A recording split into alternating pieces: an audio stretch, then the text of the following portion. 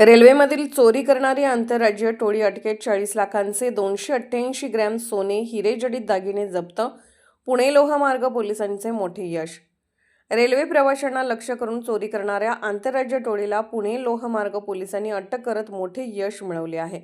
या कारवाईत आरोपीकडून सुमारे 40 लाख रुपये किमतीचे 288 ग्रॅम सोने व हिरेजडित दागिने हस्तगत करण्यात आले आहेत. मिरज लोहमार्ग पोलीस ठाण्यात दाखल कलम 305C भारतीय न्याय संहिता अंतर्गत या गुन्ह्यांचा तपास सुरू होता. फिर्यादी महिला 26 नोव्हेंबर 2025 रोजी गांधीधाम बेंगलोर एक्सप्रेसने सुरत येथून मिरजकडे प्रवास करत असताना हा प्रकार घडला.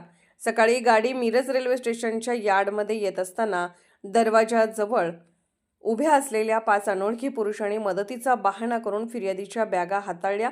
यात संधीचा फायदा घेत आरोपींनी बॅगेतील सुमारे 24 तोळे सोन्या डायमंडचे दागिने चोरले.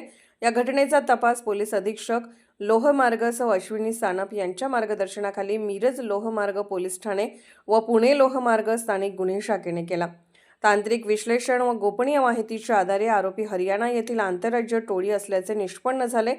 चोरीनंतर आरोपी विमानाने दिल्लीला गेल्याचेही उघड झाले.